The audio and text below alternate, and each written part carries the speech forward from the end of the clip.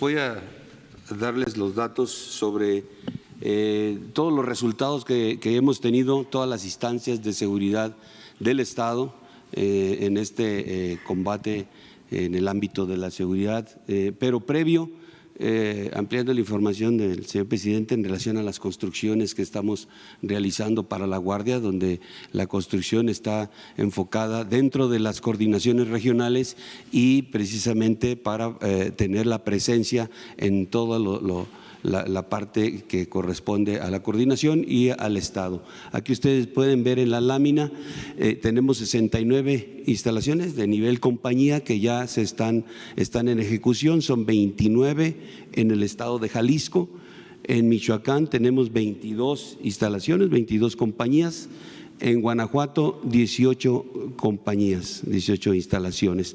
El total son 81 en estos tres estados, que fue la prioridad que se le dio dentro del plan de seguridad.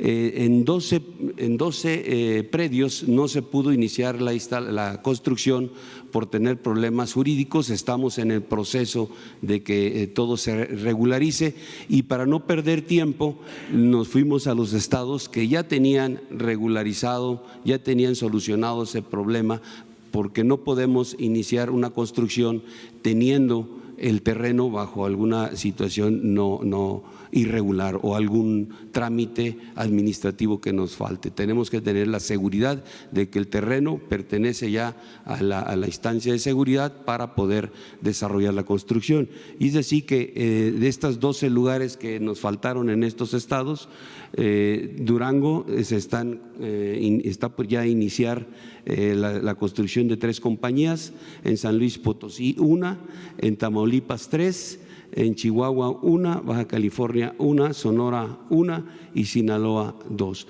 Con esto tendremos las 81 compañías en donde estará alojada la Guardia Nacional dentro de su despliegue, como ya mencioné, en las coordinaciones regionales que le corresponden a los estados. Ahora sí, por favor, la que sigue. Aquí vamos a dar estos resultados que todas las instancias de seguridad del Estado mexicano han logrado en lo que va de la presente administración. Tenemos en estadística general de eventos, tenemos 12,158 aseguramientos en toda la República. Tenemos también de robo de hidrocarburos, 3,470 eventos en los cuales se ha estado o se detectó ese robo de hidrocarburos y 357 agresiones a todas estas instancias de seguridad. La que sigue, por favor. La droga que hemos asegurado, aquí ustedes pueden ver en la lámina las cantidades en kilogramos. Metanfetaminas, 51,909 kilogramos de metanfetaminas. 219,246 kilogramos de marihuana, 21,411 kilogramos de cocaína, 435 kilogramos de heroína, 208 kilogramos de goma de opio, fentanilo, 597 kilogramos de fentanilo, 102 ampolletas de fentanilo y 1,008,455 pastillas de fentanilo. Aquí en la información que tenemos se considera una dosis en el fentanilo, que es la droga que más daño causa a la sociedad. Una dosis, y ya lo habíamos mencionado en anteriores ocasiones, es 1 gramo de este fentanilo. En el caso de las ampolletas, una dosis corresponde a una ampolleta, y en el caso de las pastillas, una dosis corresponde a una pastilla. En base en eso, aquí tenemos un total de 598,008,557 dosis de fentanilo que fueron aseguradas por las instituciones de seguridad del Estado.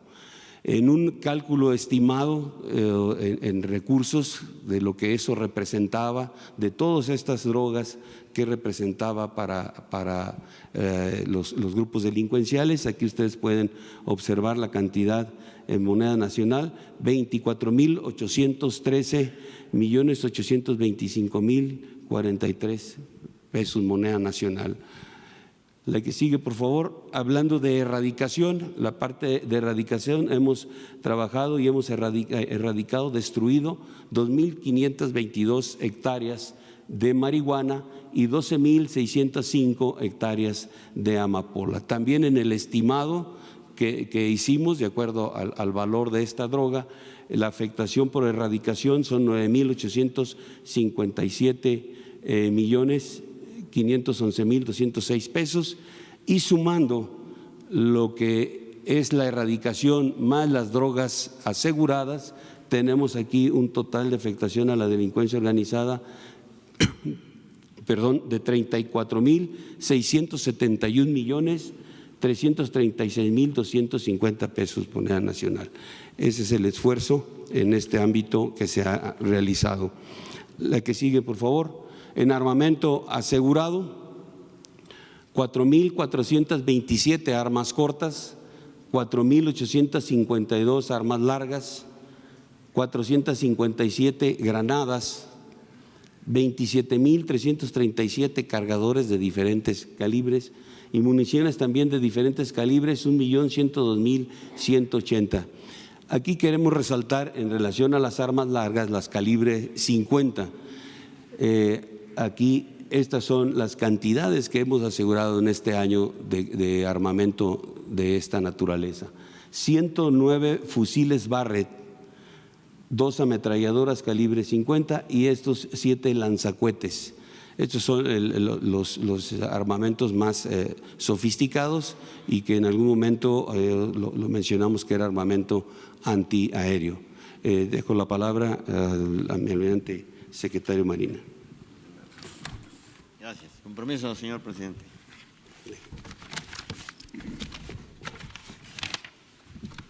Gracias. Siguiendo con la información que les estamos proporcionando, en lo que se refiere a vehículos, tenemos 34.461 vehículos terrestres, 54 aeronaves y 171 embarcaciones que han sido decomisadas en este lapso. El que sigue, por favor. En lo que se refiere al numerario, tenemos 105.690.141 moneda nacional y en dólares 20.967.723 dólares. El que sigue, por favor. En lo que se refiere a robo de hidrocarburos, ha habido 3.470 eventos, de los cuales los dividimos en tomas 6.450, los litros recuperados 19.849.839 litros, vehículos asegurados 3.122 y contenedores 7.041. Lo que sigue, por favor. Agresiones, los recursos recuperados, esta es la cantidad que ha sido recuperada de todos estos eventos. Lo que sigue, por favor. Agresiones a fuerzas federales, han habido un total de 357 eventos a fuerzas federales, de los cuales heridos hemos tenido de fuerzas federales 246, fallecidos 38 y detenidos no ha habido ni uno. Con respecto a los agresores, han habido heridos 87, fallecidos 452 y 215 detenidos. Con respecto a la población civil, tenemos 52 heridos, 11 fallecidos y desde luego ningún detenido. Esta zona ha sido una agresión que se tuvo a un helicóptero de la Fuerza Aérea, que afortunadamente no pasó más que del evento que sucedió. Igualmente aquí podemos ver a la Guardia Nacional cómo han sido agredidos. Como recordarán, con fecha 1 de noviembre se designaron los coordinadores estatales ya de la Guardia Nacional como responsables de todo el personal que se encuentra en un estado, en cualquiera de los estados. Y adelante. Bueno, aquí tenemos los coordinadores, el despliegue de la Guardia Nacional, cómo se encuentra actualmente. Caso Aguascalientes, tenemos el coordinador estatal. Solamente hay una coordinación regional, en esa coordinación regional hay 384 elementos y por la seguridad en carreteras e instalaciones se incorporaron 140 elementos. Este personal es los efectivos que correspondían a la División de Seguridad Regional o que principalmente dan la seguridad en carreteras. Entonces, el total ahora en Aguascalientes es de 524. Si vemos, por ejemplo, Coahuila, tiene 3 coordinaciones, en ellas hay 1,662 elementos desplegados, más los 276 de seguridad en carreteras e instalaciones. Pasamos a la siguiente. Lo mismo, vemos aquí el Estado de México, por ejemplo, es un estado que tiene 32 coordinaciones regionales, en ellas están desplegados 3,740, más, el Estado de México 7,114, más 1,465 de seguridad en carreteras e instalaciones, hace un total de 8,579. Adelante. Y aquí, bueno, tenemos el gran total, son 150 coordinaciones. En el total de las coordinaciones tenemos desplegados 56,571. De esos, solamente llamo su atención en que 13,454 elementos de Sedena y 500 de CEMAR solamente de momento están en apoyo a la Guardia Nacional. Es personal que no está destinado a pasar a la Guardia Nacional y por lo tanto en algún momento tenemos que relevarlos. Por parte de seguridad en carreteras e instalaciones, el total actual es de 17,866 para tener un total de 74,437 elementos desplegados en cada una en la totalidad de la República Mexicana. Adelante. También llamo su atención en que tenemos un efectivo de la Policía Federal que pasa a Guardia Nacional, que sin embargo pues no impacta en el despliegue regional porque son elementos que están principalmente llevando a cabo labores de investigación en oficinas y son principalmente lo que eran las divisiones de antidrogas, ahora Dirección General de Antidrogas, científica, inteligencia e investigación. Esto nos hace un efectivo de 9,147 elementos que pasan a la Guardia Nacional y son también ya, bueno, parte de la Guardia Nacional, sin embargo, no, como les digo, no impactan en el despliegue en los estados. Adelante. En cuanto al adiestramiento del personal que se reclutó en este año, los 21,170 que tenían que ser reclutados, esta es la forma como tenemos considerado que vayan siendo adiestrados los efectivos por escalones. En el caso de el personal que está siendo adiestrado en instalaciones de Sedena, el primer escalón son 1,432. Este personal concluye su curso de formación ahora el 20 de diciembre y tenemos considerado desplegarlo el 6 de enero del 2020. Un segundo escalón de 1,933 elementos culmina el 31 de enero su adiestramiento y estará desplegando el 3 de febrero. Un cuarto escalón de 1,610 elementos estará concluyendo su curso de formación el 29 de febrero y será desplegado el 2 de marzo. Y así, el cuarto escalón terminaría el 3 de abril para desplegarlo el 6 de abril y por último el escalón más grande que está adiestrándose en instalaciones de Sedena estará terminando el 29 de mayo y desplegará el 1 de junio. Por parte de la Secretaría de Marina, el primer escalón de 2,954 elementos ya concluyó su curso de formación y ya se encuentra desplegado, es parte de los efectivos que ya están desplegados en cada estado. Un siguiente escalón de 569 elementos también concluye ahora el 20 de diciembre y estará desplegando el día 6 de enero. Tercer escalón de 967 elementos culmina su curso de formación el 27 de marzo y será desplegado el 30 de marzo. Y el último escalón de la Secretaría de Marina estará terminando su curso de formación el 29 de mayo y será desplegado también el 1 de junio, de manera que el día 1 de junio ya estén desplegados en las coordinaciones regionales todo el personal que fue reclutado en el 2019, los 21,170 elementos. Gobierno de México.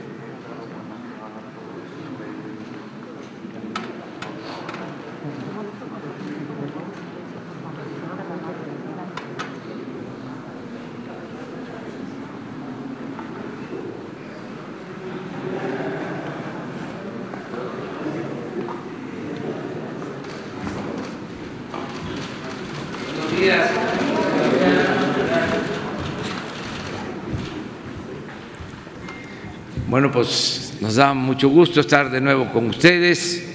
Como siempre, vamos a informar y a contestar preguntas. Básicamente eso, contestar las preguntas de lo que se dio a conocer el día de ayer, del informe de seguridad y también de asuntos generales. Vamos a dedicar este tiempo sobre el tema.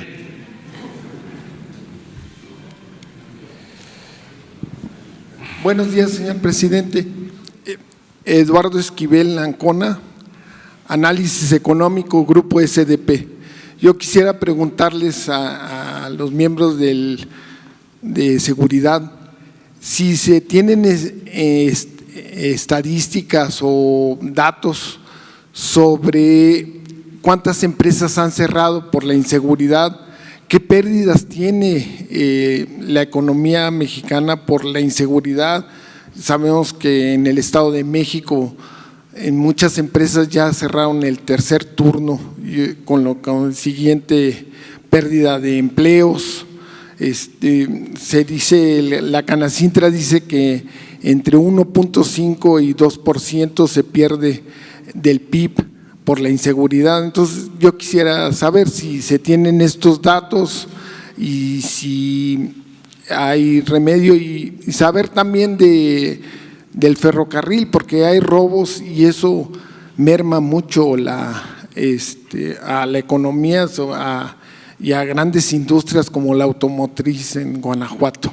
Esa sería. Sí, no hay una información específica, pero decirles que no hay tampoco alarma por que se esté afectando a empresas, a comercios,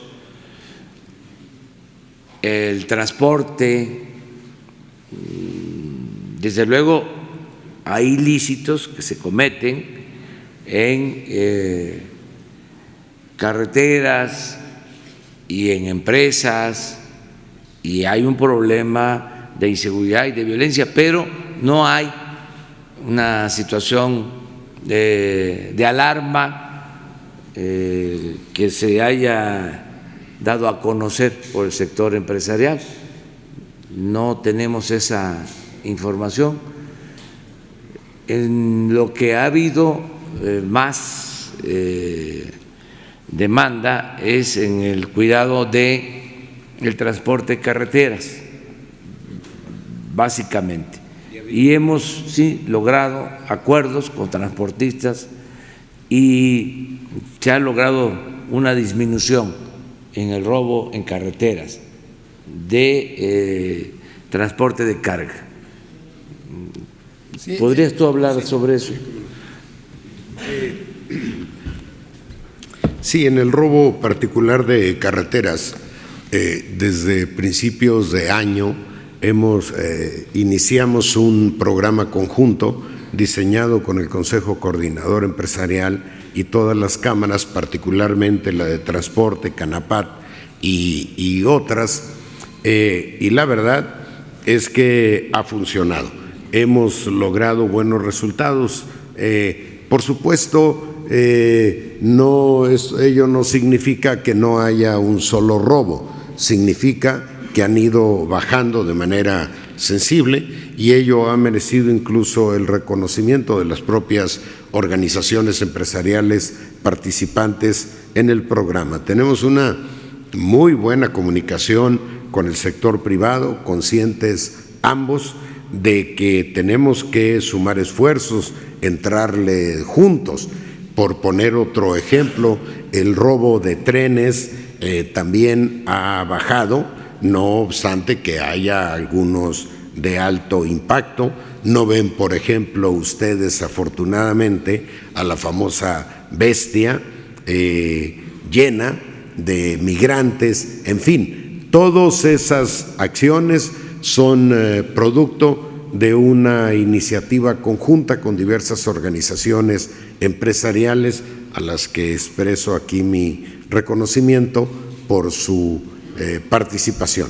No voy a detenerme, hay una iniciativa muy relevante con el sector privado para articular toda la tecnología que tiene el sector privado vinculada exclusivamente a la seguridad pública, vincularla con Plataforma México de tal manera que toda esa información esté disponible para las investigaciones de ilícitos, las investigaciones correspondientes. La Asociación Nacional de Banqueros, por ejemplo, pues tiene cerca de 5,000 sucursales en el país, todas ellas con cámaras y otras instalaciones. Ya hicimos la primera prueba, ya tenemos incorporado una parte. Y así como eso, pues el programa de combate al robo a autotransportes, que está centrado en el tramo carretero México-Veracruz, y otra parte también por allá en el norte, en la carretera 40. En ambos estamos trabajando. Yo, apuntando en esto, no se tienen noticias de que haya cerrado alguna empresa. Por ejemplo, el año pasado, en mayo del año pasado, trascendió que Grupo Lala había cerrado en Ciudad Mante, en Tamaulipas, su planta, pero eso fue el año pasado, antes de que entrara gobierno. No tenemos ningún reporte sobre eso. Muchas gracias. Sí, sería bueno que ayer se mostró, o no sé si se mostró, la gráfica sobre el robo de transporte. Ahí está. A ver si la tienen, porque es importante ver esto. También podríamos dar a conocer cómo se ha comportado el robo a establecimientos comerciales, que también eso puede ayudar. Farmacias. Sí. Un dato bueno que contrasta con lo de homicidios es el robo de vehículo, que además de que no tiene cifra negra ese delito, porque por lo general se denuncia, al que le roban un carro va y presenta una denuncia porque no quiere que sea involucrado en un delito, que se utilice el carro para cometer otro delito. Entonces se denuncia. Además, es amplio el porcentaje de vehículos asegurados. Entonces, estos datos de robo de vehículo son parecidos a los datos de las aseguradoras. Entonces, ahí no hay simulación o maquillaje. Esto es lo de robo a transportistas. Estamos trabajando de manera coordinada y el problema principal, como mencionaba Alfonso, lo tenemos en la carretera de Veracruz a la Ciudad de México, básicamente en las cumbres, en esa zona, Acutzingo, y ahí se está vigilando más.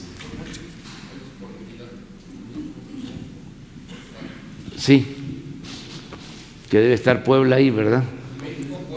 Sí. Sí, vamos. Gracias, presidente. Antonio López de La Razón. Nada más para que nos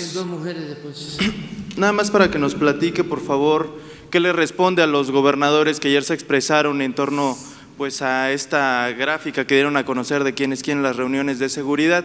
Ellos afirman que no por mucho madrugar se amanece más temprano y tampoco se resuelven los problemas de inseguridad. En cierta forma tienen razón, ya que si bien analizando estas gráficas, entidades como Jalisco, Guanajuato o Chihuahua pertenecen al top 10 de las entidades con mayores índices de homicidios, también aparecen en la gráfica entidades como Campeche, por ejemplo, en la que su gobernador me parece que acudió a una sola reunión en lo que va del año, pero que pues está entre los índices más bajos de homicidios. ¿Qué le responde a estos gobernadores? Muchas gracias. Que los respeto mucho.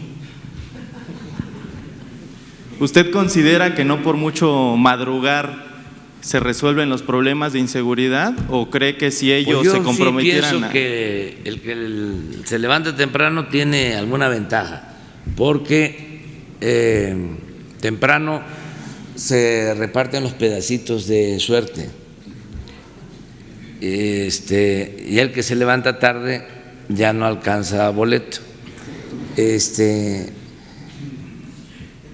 Pero mucho respeto, mucho respeto. Insistiría en pedirles que se comprometan, porque si el mismo Ejecutivo está levantándose todas las mañanas a encabezar estas reuniones, les pediría a ellos que hagan lo mismo, que hagan lo propio. Sí, pero es voluntario, es decisión de cada quien. Los gobiernos son autónomos, son entidades soberanas, los estados. Nada más es transparentar la información, no ocultar nada, es quién o cómo estamos, decir la verdad sin ánimo de perjudicar a nadie, sino que los que mandan, que son los ciudadanos, sepan que haya transparencia. Eso es todo, básicamente. Dos, no, esto es asunto de seguridad que interesa mucho a todos. Ayer hablamos de Guanajuato y hablamos también de Yucatán. Y así como dijimos de que en Guanajuato hay muchos homicidios, dijimos también que en Yucatán hay tranquilidad, hay paz, han resuelto el problema de la inseguridad y de la violencia. Pero tenemos que decirlo, imagínense un estado, uno que tiene 12% de todos los homicidios que se cometen en el país. Es un asunto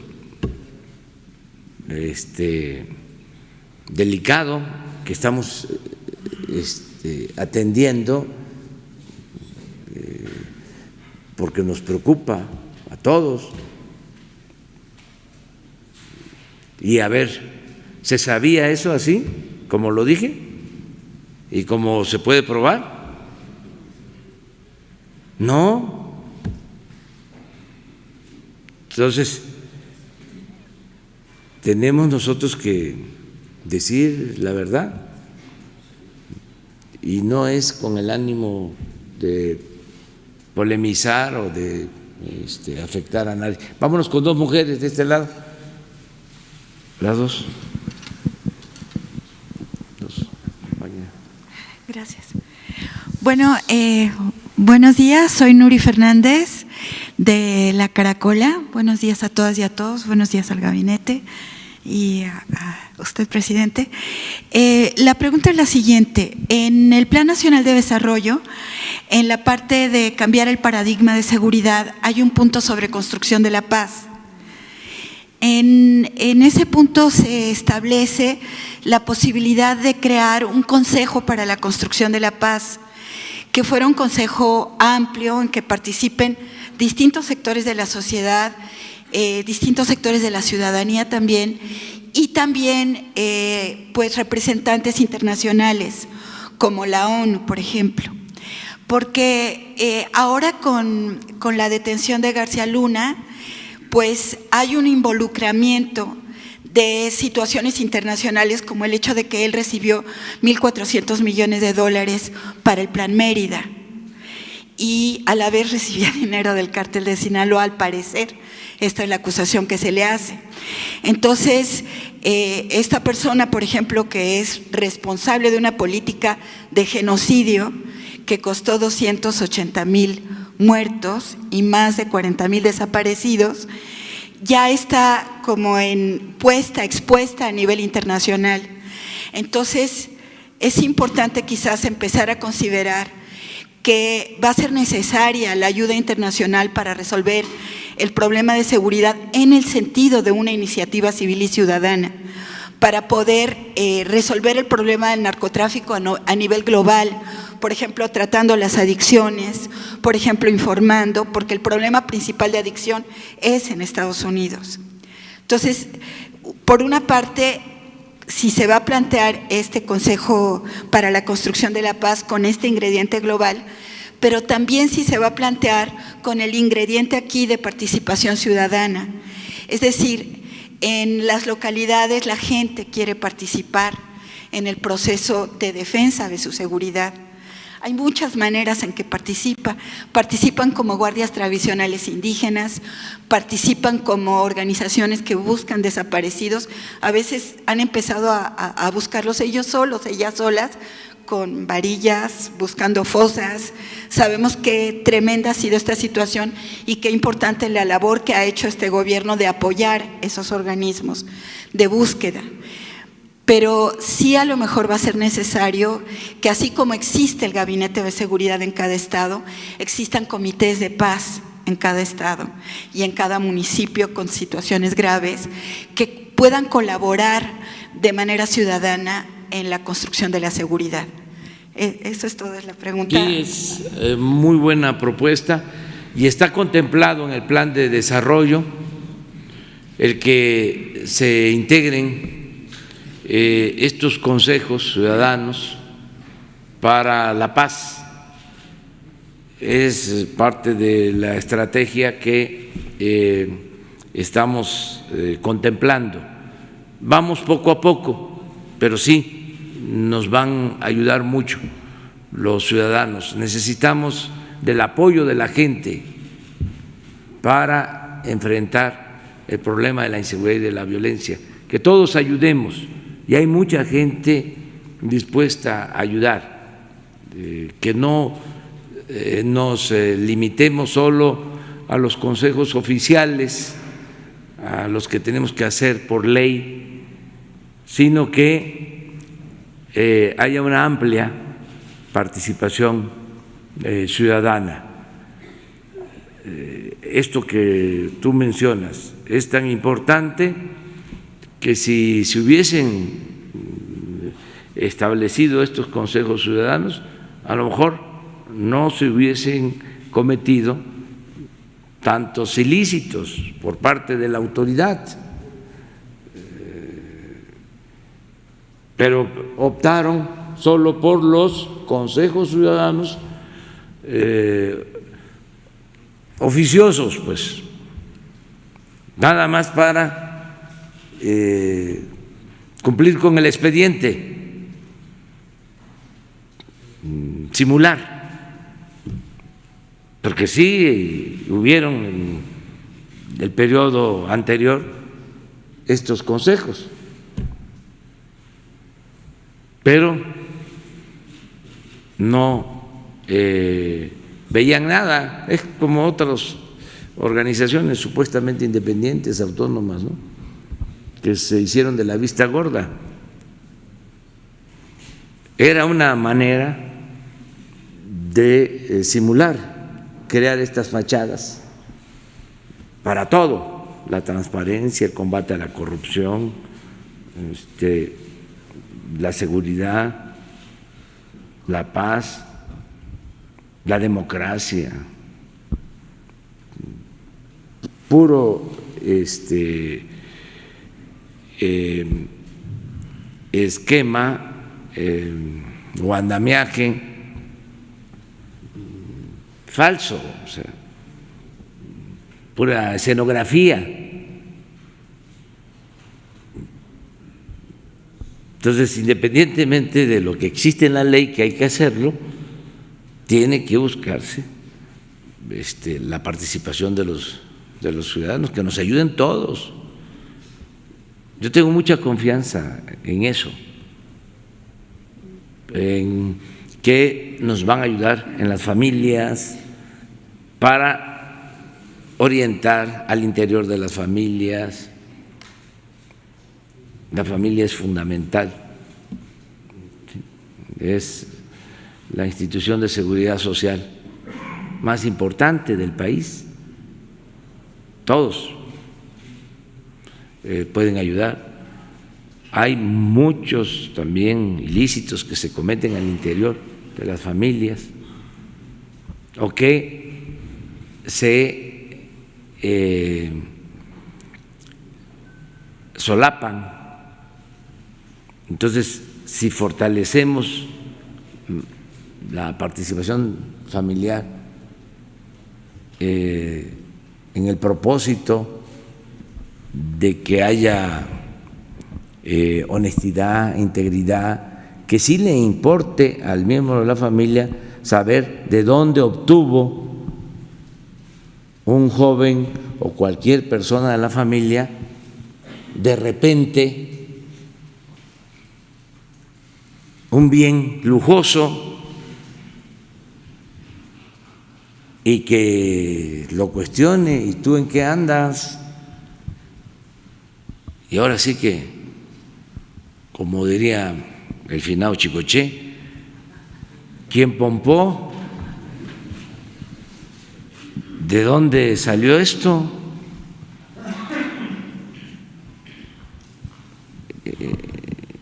Aunque le lleven regalo al miembro de la familia, mira lo que te traigo de regalo. No,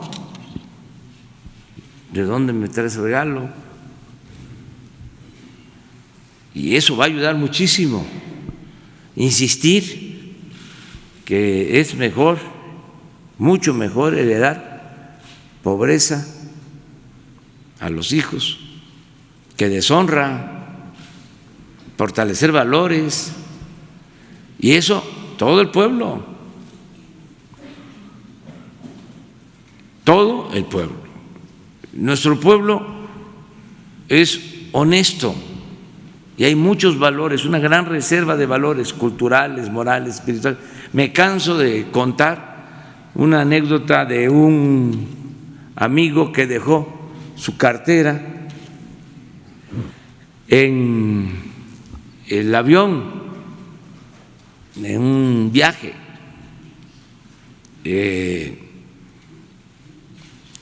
en las bolsas enfrente aquí tienen la costumbre de dejar sus cosas ahí, y dejó su cartera y se le olvidó. Y como a la semana que le hablan, un campesino veracruzano del norte del estado, indígena, que apenas se expresaba bien en castellano. Y digo, ¿usted es fulano de tal, señor? Sí, soy yo. ¿Perdió usted su cartera?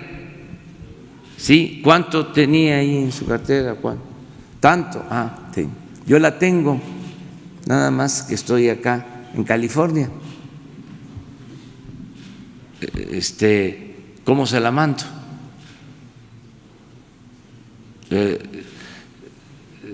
Se infiere que ese avión fue a Los Ángeles y él encontró la cartera y se la mandó, pero cuando está hablando por teléfono le dice, bueno, ¿por qué hace usted esto? ¿Por qué me devuelve la cartera? Bueno, porque así me enseñaron. Si yo actúo así, me va a ir mejor. Y me enseñaron a hacer el bien sin mirar a quién. Eso existe. Entonces, apoyarnos mucho en la gente, confiar mucho en la gente.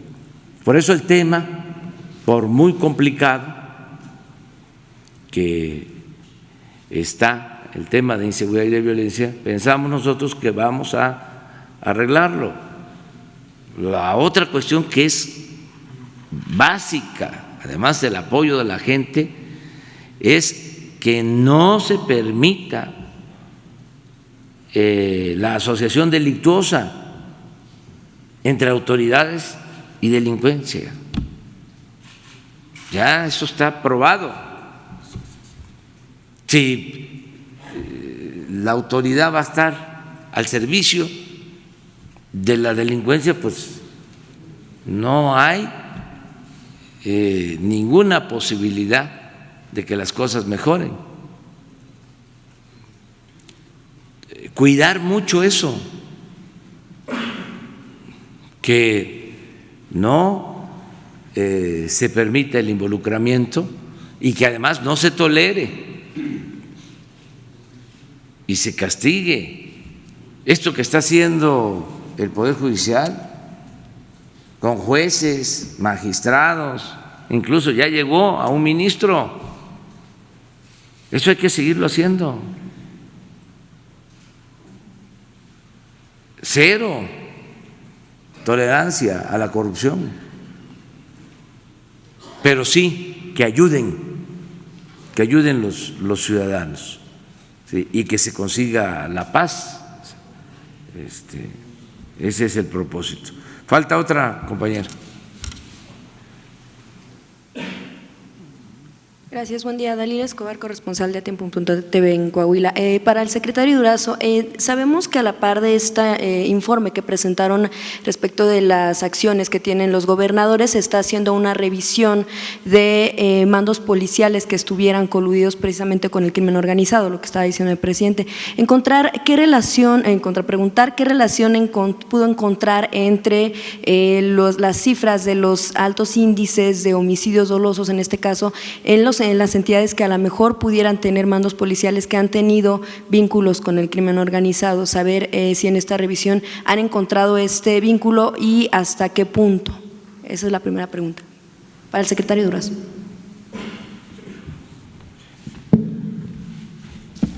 Bueno, ya que tocamos el tema de Coahuila, el gobernador de Coahuila es uno de los más comprometidos en el tema de la seguridad. No asiste regularmente a las reuniones, asiste el secretario de seguridad, pero es una gente aplicada. Sucede también en otros estados como Quintana Roo y algún otro, pero específicamente en este tema tenemos la instrucción del presidente de revisar que para garantizar que en las instituciones de seguridad no se hayan enquistado cómplices del exsecretario de Seguridad. Estamos avanzando en ese proceso, está en paralelo, sumando esfuerzos, la unidad de Administración y Finanzas de la Secretaría con el Centro Nacional de Inteligencia. Estamos avanzando, no cometeremos ninguna arbitrariedad, no se trata de sacar a los que llegaron en determinado año, se trata de depurar a aquellos que pudieran ser parte de un equipo político que actúa en función de sus intereses de grupo. Y no hemos cerrado todavía ese capítulo, así es que no pudiera informarles a ustedes las conclusiones, pero lo haremos en su momento o parcialmente. Sí, habrá un informe entonces. Sí, y estaremos informando. Y además será público y notorio. Bien, presidente, en otro tema, precisamente ya hablaban del tema de Genaro García Luna. En Estados Unidos, bueno, pues avanza este proceso, se le negó fianza. Bueno, será enviado a Nueva York. Obviamente, un poco la idea es que no exista el riesgo de fuga. Y justo también el coordinador de Morena en la Cámara de Diputados, Mario Delgado, hizo ayer una declaración en torno a que señala directamente al expresidente panista Felipe Calderón en torno a que si hubo una espiral grande y una criminalidad en torno al tema del cártel de Sinaloa, fue porque precisamente fue Felipe Calderón el que estaba a la cabeza de estas pues indicaciones que seguía el exsecretario de Seguridad Pública, Genaro García Luna. Preguntarle en este sentido, ¿será Estados Unidos? Y bueno, usted había dicho que no se iba a iniciar investigaciones a quienes estuvieran vinculados con García Luna, se refería a Felipe Calderón, y en este caso, ¿será Estados Unidos quien haga el trabajo que le tocaría a México en este sentido? Bueno, ellos iniciaron ya la investigación, nosotros vamos a cooperar en todo lo que podamos, lo que se nos solicite, pero no se va a abrir una investigación porque se pensaría que lo hacemos con propósitos políticos. Nosotros queremos que haya legalidad y vamos a estar pendientes del proceso en lo que corresponda a México. La Fiscalía, que es la institución que tiene facultades y autonomía, va a ayudar, va a cooperar, y si ellos deciden abrir un proceso, pues es una decisión de esta instancia autónoma. En lo que tiene que ver con el Ejecutivo, nosotros no queremos que se vea como persecución. Las cosas terminan sabiéndose cuando no hay impunidad. Aquí la ventaja es que nosotros llegamos aquí sin tener compromisos con grupos de intereses creados. Esa es una gran ventaja. Entonces, nuestro único amo es el pueblo de México. Se puede criticar de que por qué nosotros no hacemos investigación. Bueno, corresponde a la Fiscalía y ya está la investigación de este asunto en Estados Unidos. Nosotros cooperamos. Lo que no vamos nosotros a hacer, y esto es una garantía importante, es proteger a nadie, no vamos a ser tapadera de nadie. Y decir las cosas como son, que en toda esta investigación también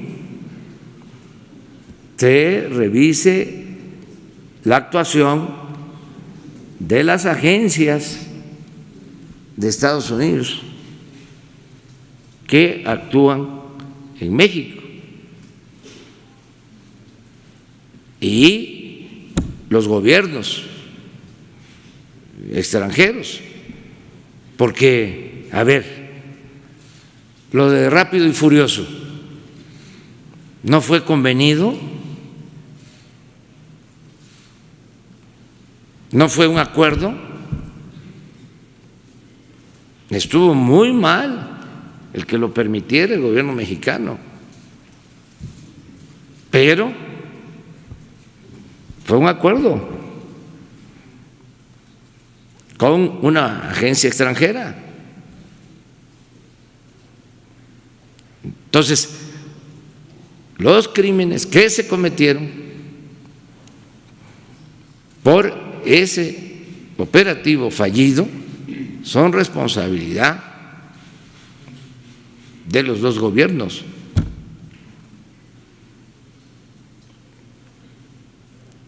También eso se tiene que tomar en cuenta. ¿Cómo es posible que se esté ahora acusando a García Luna de protección a una organización criminal y cuando terminó su mandato se fue a vivir a Estados Unidos y a comprar allá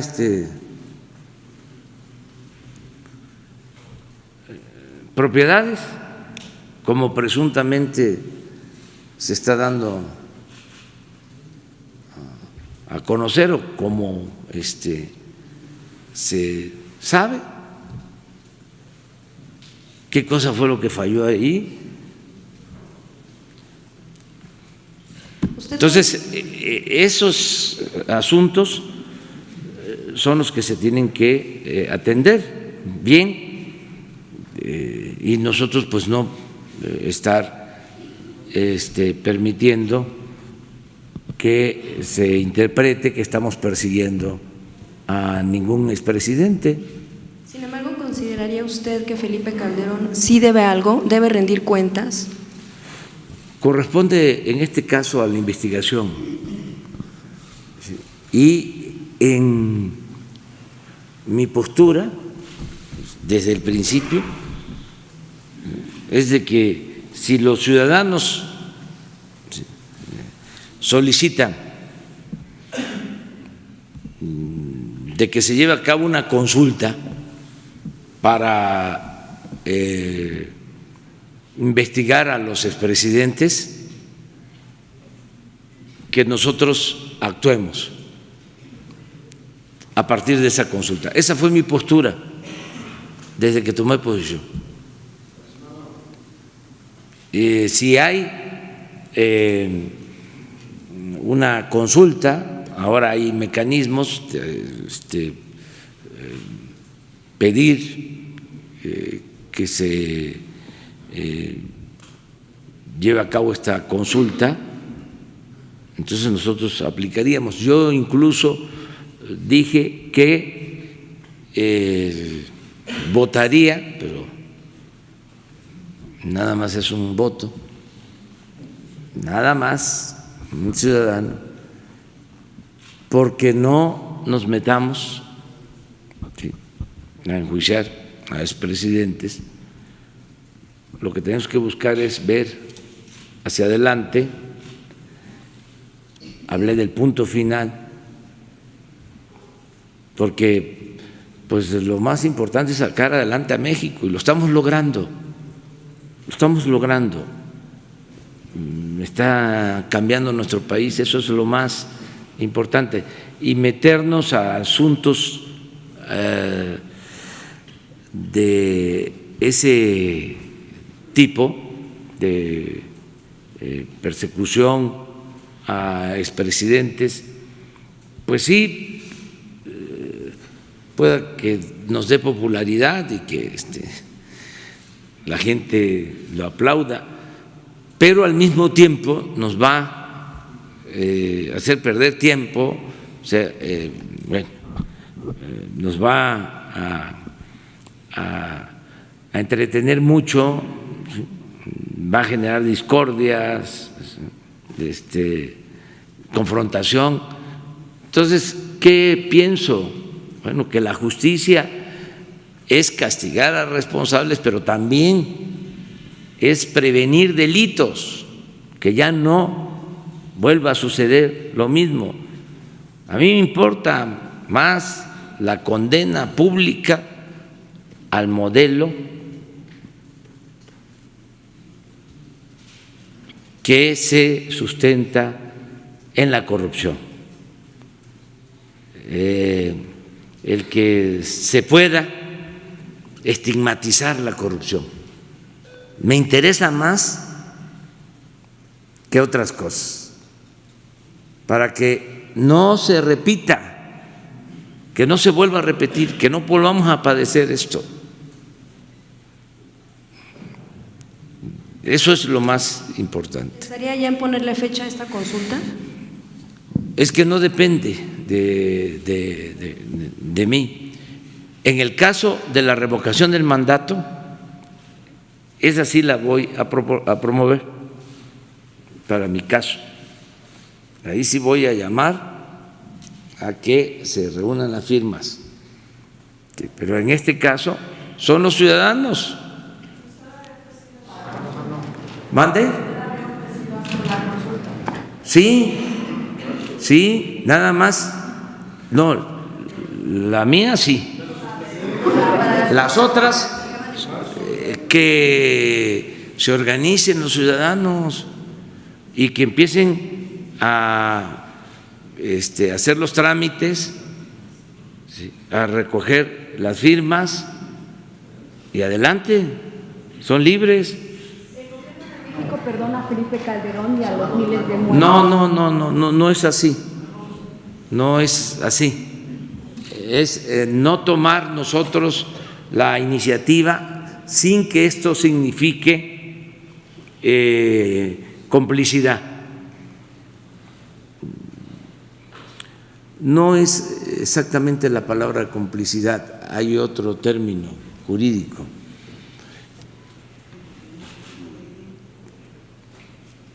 Ahora me voy a acordar, ayúdenme. Encubrimiento, eso es el término. Ese es el término, sí, no encubrir, sí, que es distinto a la complicidad. Pero no vamos a encubrir a nadie, ¿sí? No es perdonar, es no encubrir. A propósito de no encubrir a nadie, si no me equivoco, el general Galván fue el secretario de la Defensa Nacional con Felipe Calderón. ¿Van a tomar en cuenta el testimonio del general para saber qué tanto sabía en trabajos de inteligencia la Secretaría de la Defensa Nacional de la actuación de Genaro García Luna? Esto por un lado sería muy importante. Y por el otro, ¿qué se sabe de Medina Mora? ¿No? Se sabe de un enriquecimiento inexplicable, ¿no? Que no corresponde con lo que él percibía como servidor público.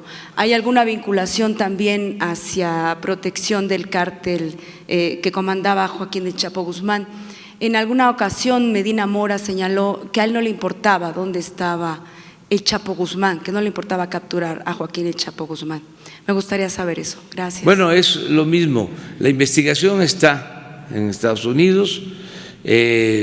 La Fiscalía, que es autónoma, está haciendo lo propio. Nosotros hemos decidido cooperar en la investigación en lo que se solicite, no iniciar nosotros ninguna investigación. Sí, en el caso de la investigación en Estados Unidos, llaman a testigos, ¿sí?, o solicitan que participen testigos o gente involucrada en el caso, lo van a hacer. Eso es un procedimiento que siempre se hace, ¿no?, en estos casos. Y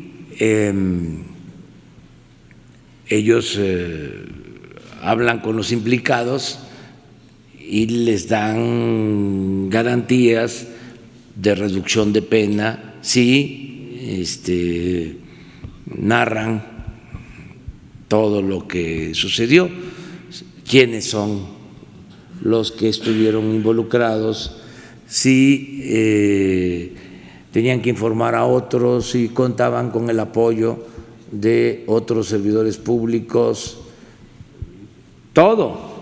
O sea, el famoso caso de Odebrecht, que llevó a la cárcel a presidentes de la República y a altos funcionarios públicos, surgió en un juzgado de Estados Unidos. De ahí surgió porque el señor Odebrecht decidió declarar para que le quitaran, le redujeran las penas. Y pues de ahí se generó toda la información. Es el mismo procedimiento que le siguieron a Guzmán Loera y es el mismo procedimiento, incluso el mismo juez, para el caso de García Luna. Entonces, ¿qué se puede esperar? Pues que se conozca más sobre el tema. Lo que soliciten, lo tenemos que hacer, y hay una comunicación permanente, sobre todo en el área de inteligencia financiera, del manejo del dinero.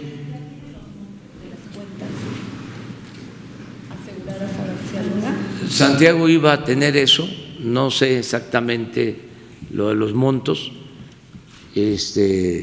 Se conoció de una transferencia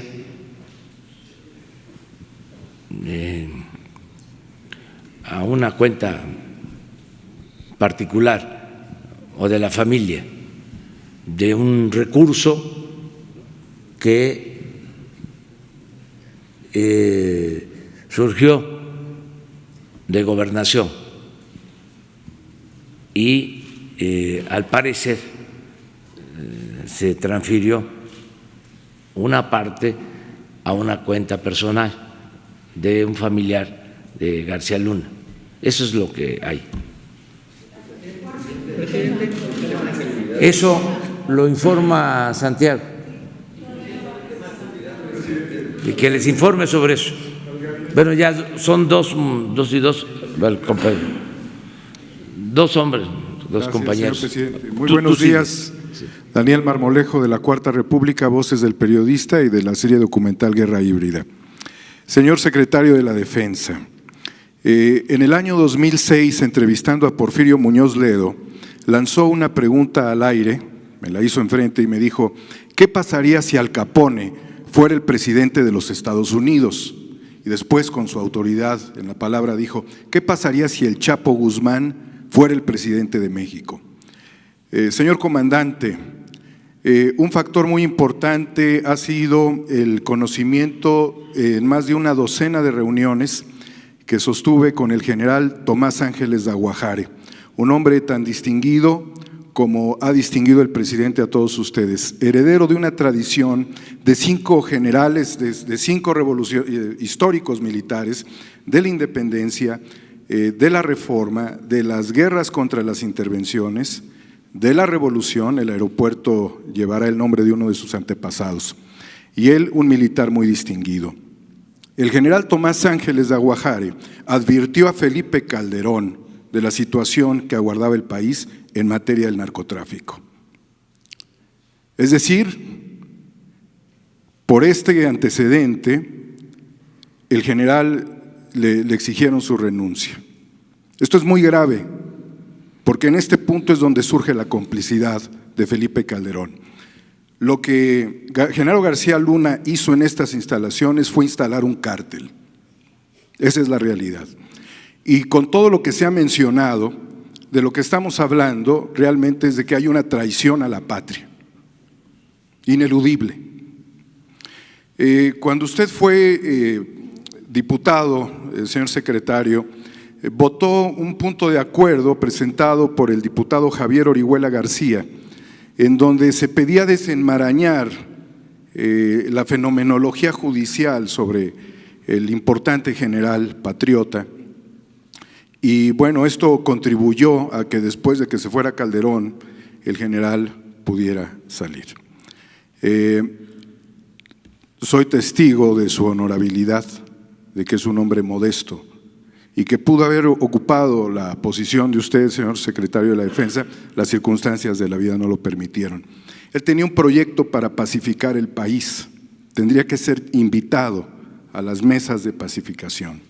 Pero la situación implicaría en este momento, pensando en el futuro y no en el pasado, contribuir para que ese cártel no se instalara con una autorización en el Instituto Nacional Electoral. Al mismo tiempo de que en el desmontaje que se hiciera del aparato de ese cártel o de técnicos especialistas en materia de seguridad, expertos que estuvieran dentro de las instituciones del Estado, se puede obtener muy importante información.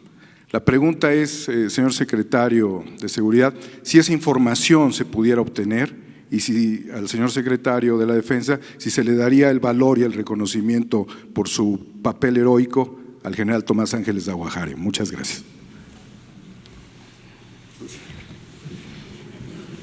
Bueno, efectivamente firmé ese punto de acuerdo y lo que buscábamos en aquella ocasión era simple y sencillamente demandar a las autoridades correspondientes que el proceso se hiciera apegado a justicia, que es finalmente lo correcto.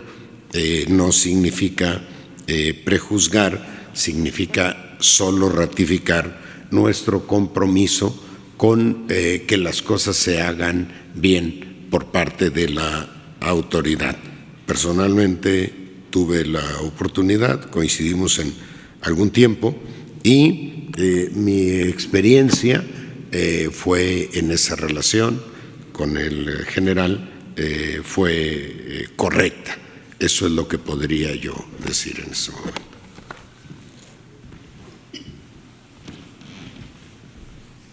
Con permiso, señor presidente.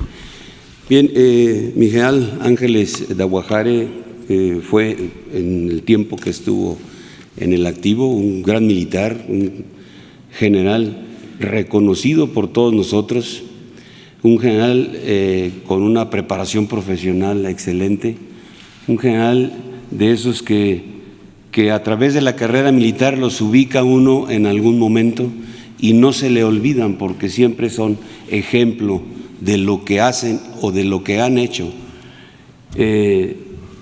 Desafortunadamente enfrentó en algún momento alguna situación y la Secretaría de la Defensa, bueno, no estuvo o aceptó el proceso o se desarrolló el proceso en contra de ellos, de varios militares. Él posteriormente sale de prisión y en la actualidad, ya en su situación de retiro, sigue por parte de nosotros siendo reconocido. Es una persona que no podemos olvidar todo lo que hizo en su carrera, todo lo que él dio a nuestra institución, no lo podemos hacer a un lado, ¿no? Él participa en los eventos que hacemos con los generales retirados. Él ha llegado a hacer algunas propuestas a la Secretaría no es una persona que le hagamos a un lado. Los proyectos que a lo mejor en su momento él desarrolló, por ahí los tenemos en la Secretaría. ¿Me invitaría como consejero? Bueno, eso no correspondería a mi área, ¿no? Yo manejo la Secretaría, ya el que desarrolle una actividad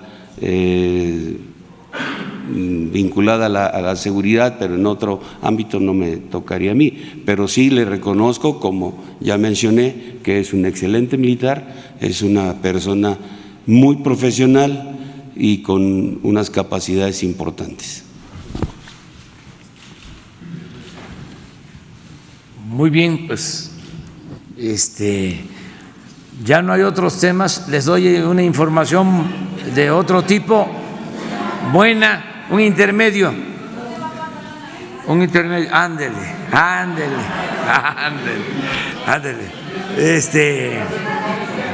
Le voy a dar una buena noticia, ¿no? Que es buena noticia para el país.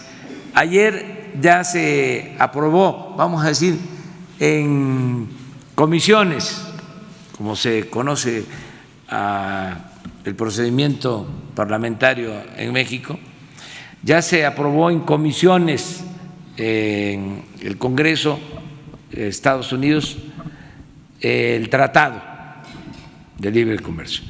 Y parece que se va a votar en el Pleno en estos días, antes del 20. Y todo indica de que va a ser favorable, es decir, se va a aprobar. Esa es una muy buena noticia. Lo de la Navidad, ya en su momento vamos a hablar, vamos a estar aquí el 24 en la mañana, nada más. Pero ya el 24 hablamos sobre esto para desear una feliz Navidad a todos. No nos adelantemos, todavía falta. Ya estamos en las vísperas, ya hay ese ambiente. Aquí en el Zócalo, ahora por la pista de patinaje y por las festividades cívicas, hay mucha gente ya en el Zócalo, en las calles, en todos los actos, ¿no? Que se están llevando a cabo, posadas o encuentros familiares, de amigos, de compañeros de trabajo, y afortunadamente hay mucha alegría y mucha paz y mucha tranquilidad en el país, que eso es lo mejor de todo. Vamos.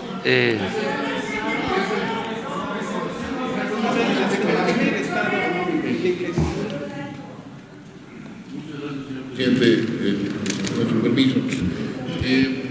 Celebramos que estén llevando a cabo una política centrada en acabar con la corrupción y con la impunidad, principales flagelos que padece México.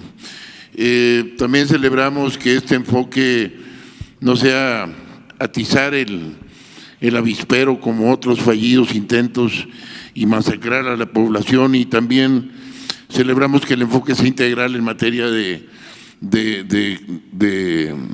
seguridad. Sin soslayar, y que ustedes mejor que nosotros lo saben, también celebramos el esfuerzo que han hecho por tener esta información que a todas luces se ve profesional y estadísticamente significativa de un cambio estructural en las tendencias. No podemos dejar de soslayar que hay regiones focalizadas donde incluso el gobierno estatal ha sido fallido, porque no ha podido brindar, ya no digamos el crimen de alto impacto, sino la cuestión de las actividades ilícitas del fuero común.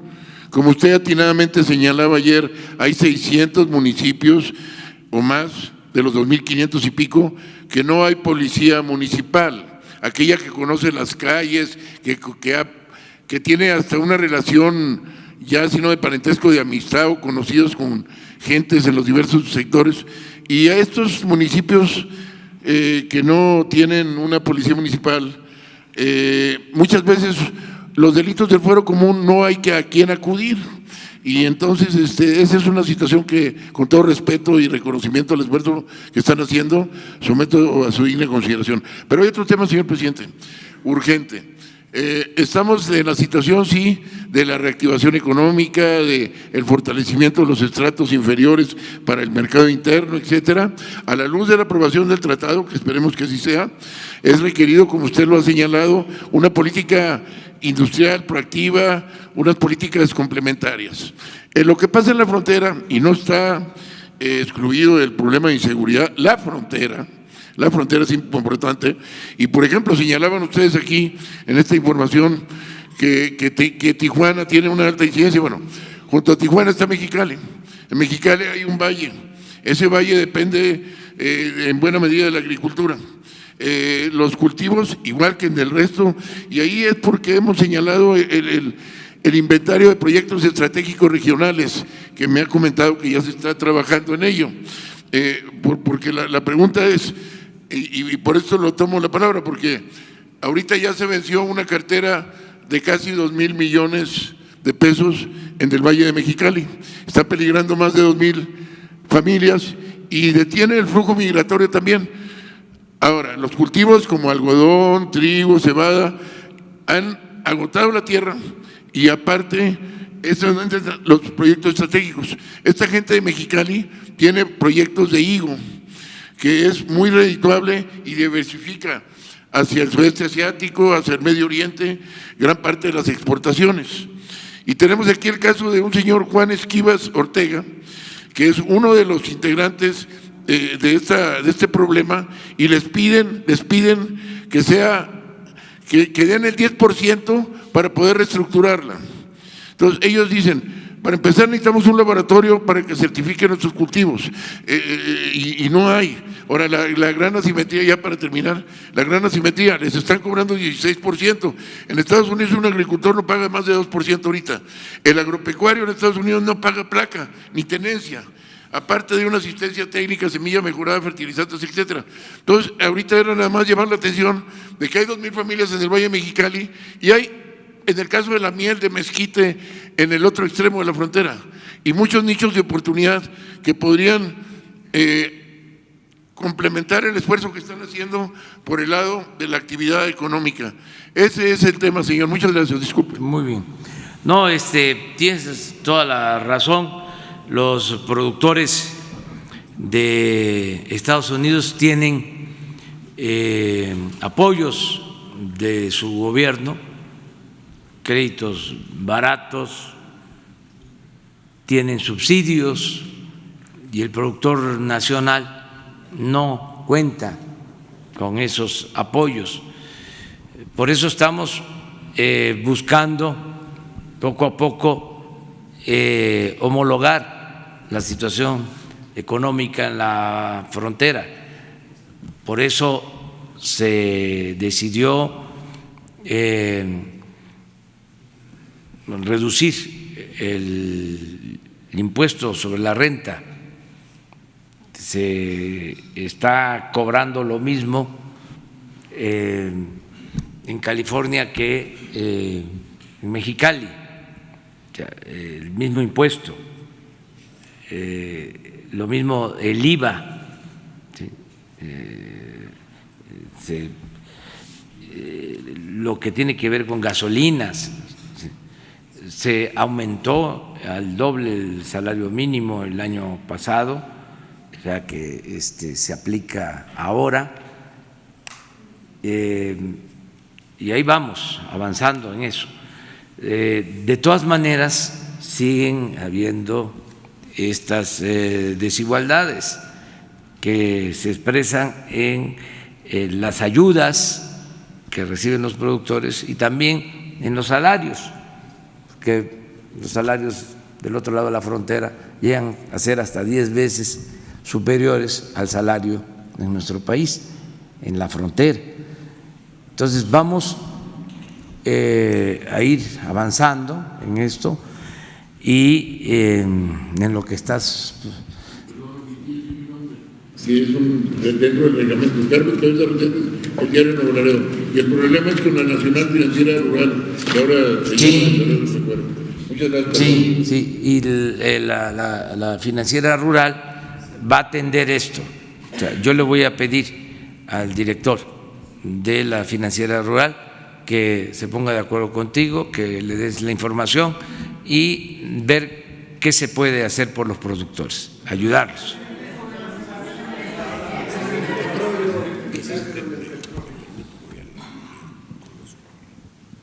Sí, le damos permiso a Alfonso porque tiene que ir a la reunión con los gobernadores. ¿Están de acuerdo? Presidente, yo le tengo una pregunta al secretario. Presidente. Gracias. Bueno, queda pendiente. Pero me reporto en un minuto, me reporto por teléfono y yo le quiero preguntar a la presidenta sobre economía. Sí. Sí. Quedo. Bueno, pero sí le damos permiso. Ya, está bien. Bueno. Presidente, ¿qué tal? Buenos días, Luis Méndez de la agencia Notimex. Hay una iniciativa a título personal de la senadora Soledad Luébano, en donde está proponiendo, y le voy a leer, presidente, para no equivocarme, una modificación al artículo 1, en donde se señala, actualmente el artículo 1 señala la separación del Estado y las iglesias, así como de la libertad de las creencias religiosas. En la modificación que ella hace, se señala la presente ley fundada en el derecho humano a la libertad de convicciones éticas, de conciencia y de religión es reglamentaria a las disposiciones de la Constitución Política de los Estados Unidos Mexicanos. Presidente, evidentemente se elimina esta idea de la separación del Estado laico y las iglesias. Usted como juarista y Juárez como un defensor de esa separación, ¿cuál es la opinión que le merece esta iniciativa a título personal? Y presidente, lamentablemente se fue el secretario, pero a mí me gustaría preguntarle si en este caso de Genaro García Luna también se le está dando una investigación a organizaciones de la sociedad civil que recibieron recursos durante la gestión de García Luna. Gracias, presidente. Mire, eso, como tú lo mencionas, es a título personal, es una iniciativa, es un derecho que tienen los legisladores que lo pueden ejercer, tienen el derecho a presentar iniciativas, ese es su trabajo. Desde luego, se requiere el consenso en el grupo, ¿sí? Y se requiere que al final, ¿no?, esa iniciativa se apruebe. O sea, es apenas un proyecto. En lo que a mí corresponde, considero que ese tema no debe tocarse. Lo digo también con mucho respeto a la diputada que, repito, a la senadora que tiene todo su derecho y pertenece a un poder independiente, autónomo. Pero considero que eso ya está resuelto desde hace más de siglo y medio. Creo que eso se resolvió, la separación del Estado y de la Iglesia. A Dios lo que es de Dios y al César lo que es del César. No considero que modificar este principio ayude, al contrario, ya En su momento hubo confrontación, bueno, eso motivó hasta una invasión extranjera. Entonces, no nos metamos en ese campo, en ese terreno. Yo creo que todo mundo, o la mayoría de los mexicanos, está de acuerdo en que prevalezca el Estado laico, lo que establece la Constitución. Y el Estado laico también, hay que decirlo, significa garantizar la libertad religiosa, porque a veces se piensa que el Estado laico es un principio antirreligioso. No, es garantizar las libertades y garantizar las libertades de creyentes y de no creyentes. Nada más que no relacionar los asuntos de las iglesias con lo que corresponde al Estado. Entonces,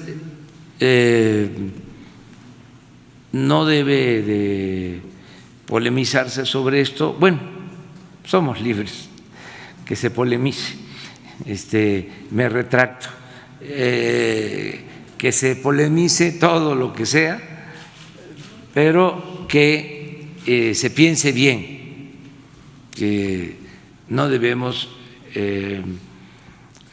auspiciar nada que signifique confrontación. Es que cada ciudadano tiene su criterio y somos libres y tenemos que respetarnos todos, y podemos no estar de acuerdo, pero garantizar el derecho a la libertad, a la expresión libre, a la libre manifestación de las ideas. Eso es lo que yo considero. No, desde presidencia no,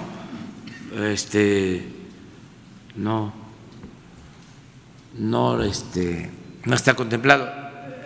Lo que tenemos contemplado, o sea, hablando de iniciativas, es que vamos a elevar a rango constitucional el derecho a la pensión a los adultos mayores, el derecho a la pensión a niñas y niños con discapacidad y el derecho a recibir una beca para estudiar cuando no se tengan los recursos económicos suficientes. Y va a quedar establecido en la Constitución, pero no solo eso, se va a dejar por escrito, si así lo aprueban los legisladores también, de que las partidas para garantizar estas pensiones y las becas sean prioritarias, se consideren prioritarias, es decir, que nunca se reduzcan, se eliminen del presupuesto, que tengan carácter obligatorio, el que siempre se tengan los recursos, porque no se trata solo de garantizar derechos, sino que esos derechos establecidos en la Constitución tengan sustento o apoyo económico. presupuestal. Organizaciones ligadas. No. Cuando se dan estos casos, pues hay mucha gente involucrada, o sea, no todos los mexicanos, también aclarar, o sea, siempre voy a decir que, además, no por política, sino porque lo creo, por convicción, de que el pueblo de México es un pueblo con muchos valores, es de los pueblos con más cultura en el mundo, y por esa cultura se tienen muchos valores, una gran reserva de valores. Es un pueblo trabajador, es un pueblo fraterno, es un pueblo honesto, nuestro pueblo, un gran pueblo, el pueblo de México. Entonces, no es todo el pueblo. Ahora que se está combatiendo la corrupción en el mundo, ¿sí? Porque pues la gente en otros países quiere mucho a los mexicanos. América Latina, bueno, son nuestros hermanos y nos han visto a México como el hermano mayor.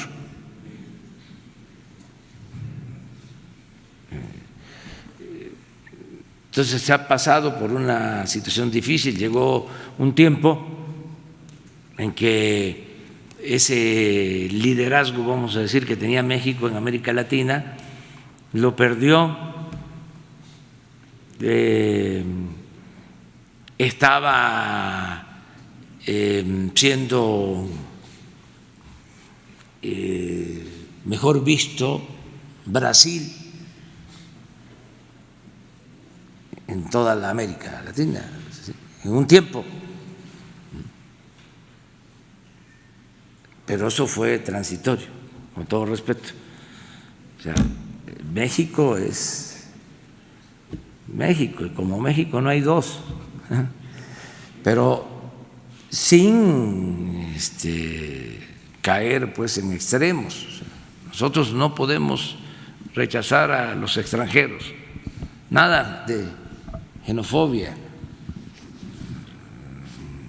Los extranjeros que han venido a México nos han aportado mucho también, mucho. Sí. Ustedes deben saber que hay 1.500.000 estadounidenses viviendo en México. Y así de otros países. Y en la historia, los extranjeros migrantes han aportado mucho a nuestro país. Todos los refugiados de la Guerra Civil Española aportaron muchísimo al desarrollo de nuestro país en todos los campos, desde la filosofía hasta la ingeniería, pasando por actividades económicas, comerciales. Entonces, nuestro país tiene muy buena fama en el mundo, la fama de México. Entonces, esto lo ven también como algo excepcional, como la excepción, no como la regla. Saben que se está llevando a cabo en México todo un proceso de renovación, lo saben en el extranjero. Vamos a darle la palabra a eso. Gracias, señor presidente. Demián Duarte, de Pasión por los Negocios, Vórtice Web, Lobos FM, Política y Rock and Roll. Primero que nada, un gusto estar aquí, saludarlo. Le decía que le quería preguntar sobre la materia económica. Estamos prácticamente en la recta final del año, un año bueno que ha sido interesante, aunque complejo en materia de los resultados. Hemos visto algunas cuestiones que me parecen importantes. Apenas el lunes esta alza, bueno, que se decreta para los salarios mínimos del 20%, que a mí me parece un tema muy importante, un fortalecimiento del mercado interno. La semana pasada me tocó también presenciar aquí pues la firma del TEMEC, un asunto que también va muy encaminado.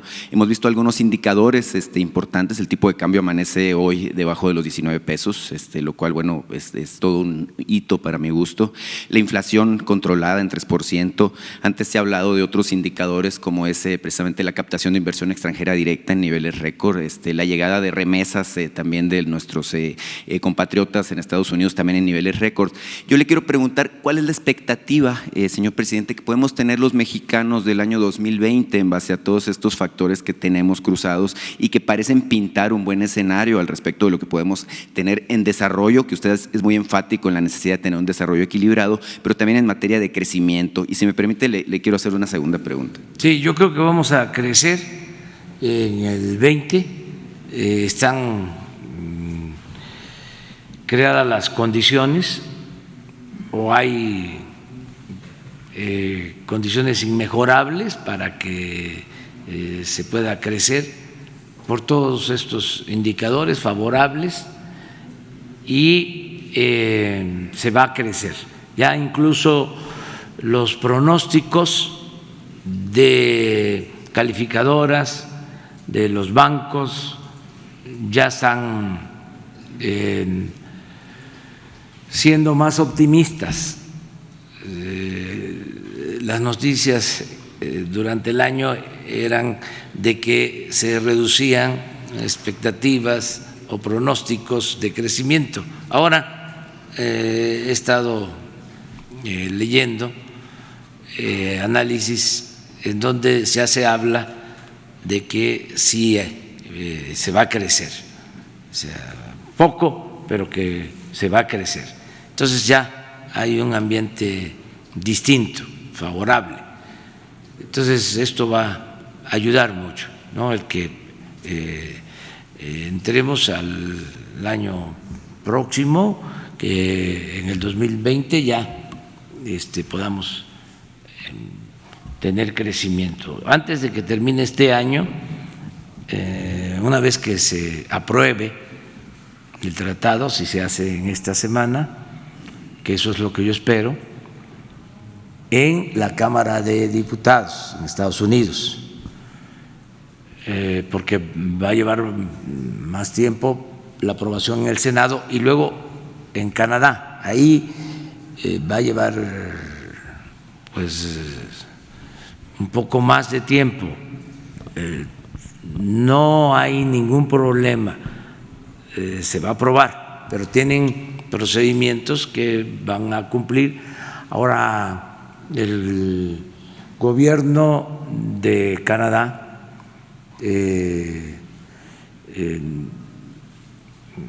o el partido que está en el gobierno en Canadá no tiene la mayoría en el Parlamento.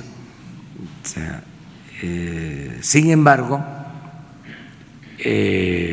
los opositores que están en el Parlamento, que tienen mayoría, están de acuerdo en la aprobación del tratado. O sea, hay consenso en el Congreso en Canadá, en el Parlamento en Canadá.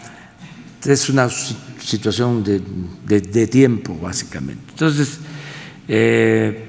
una vez que se apruebe, si es en esta semana, el tratado, nosotros vamos a tener una reunión aquí y les vamos a invitar antes de que finalice el año para la presentación de las políticas que vamos a llevar a cabo en el 2020 con el propósito de estimular la actividad económica y de obtener crecimiento en la economía nacional. O Entonces, tendríamos, antes de que finalice el año y que empecemos el año próximo, antes de iniciar el 2020, esta reunión para dar a conocer cuál va a ser la estrategia que vamos a aplicar para impulsar el crecimiento económico, cómo vamos a destinar inversión pública, qué va a hacerse con los acuerdos con la iniciativa privada y cómo vamos a ayudar a quitar obstáculos para que fluya la inversión y se pueda tener crecimiento. Este año usted puso una apuesta sobre la mesa de crecimiento. Para el año que viene hay un número, hay un pronóstico de parte del presidente. Vamos a esperar a esta reunión a ver qué resolvemos y lo vamos a hacer, les decía, antes de que finalice el año. Va a ser esa reunión sobre crecimiento económico. Ese va a ser el tema.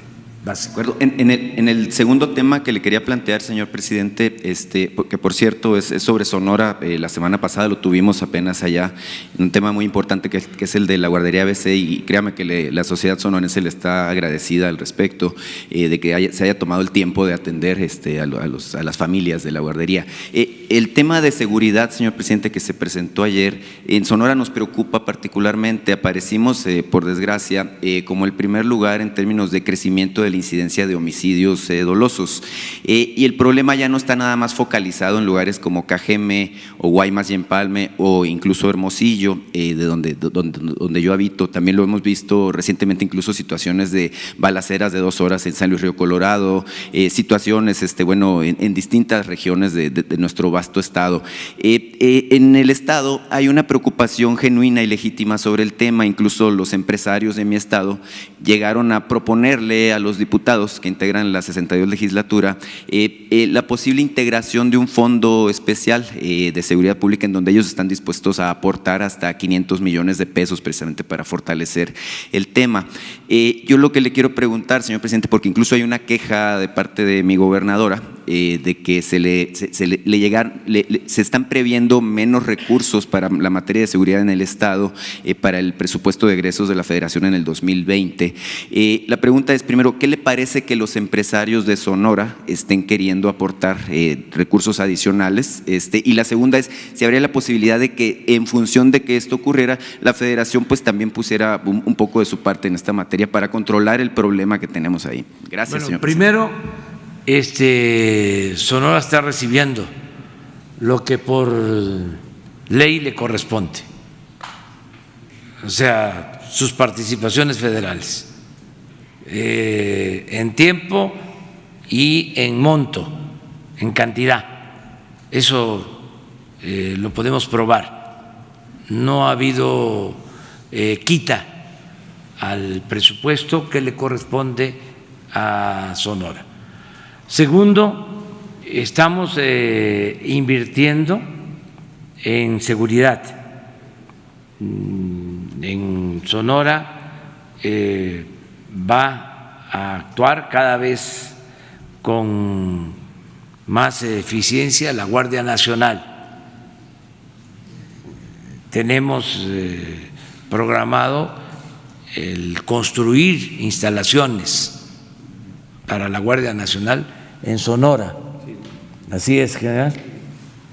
Esto significa inversión, significa más elementos para garantizar la paz y la tranquilidad en Sonora. Y lo tercero es que todo el que quiera ayudar, bienvenido. O sea, nada más es cosa de que haya un acuerdo. Ustedes tienen la ventaja que el secretario de Seguridad Pública es de Sonora, o sea que se rayaron. Claro que a él le va a interesar apoyar a su patria chica, ¿no? tiene la función de apoyar a todos los mexicanos, de atender a todos los estados, todas las entidades federativas, pero desde luego Sonora. Yo le voy a pedir al secretario de Seguridad que vea esto. Hay modelos de participación que han dado buenos resultados, de participación de sector privado con sector público en materia de seguridad. Lo de la laguna es mixto, ayudan los empresarios y ahí se ha resuelto el problema de inseguridad, de violencia. Sigue habiendo, pero no lo que sucedía. Ahí hay un mando especial, ¿cómo se le conoce, general? Mando especial a Laguna. Mando especial a Laguna. Este modelo podría aplicarse. Hay que decirlo también, este mando especial de la Laguna se creó en el gobierno anterior, pero es de las cosas buenas que han funcionado, o sea, porque hay resultados. Esto mismo, pues es lo que buscan las coordinaciones de seguridad de la Guardia Nacional.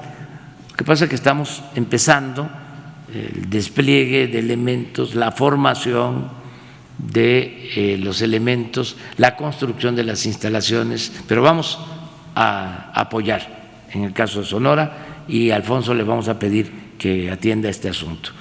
Bueno, ¿les parece? Mañana vamos a tener hoy una reunión con los gobernadores sobre el tema de seguridad. ¿Qué perspectiva tiene de la reunión con los gobernadores? Buena, muy buena, o sea, es muy buena la coordinación. ¿No cree que hay conformidad con la presentación No. Hay mucha madurez, mucha responsabilidad de todos, de todos.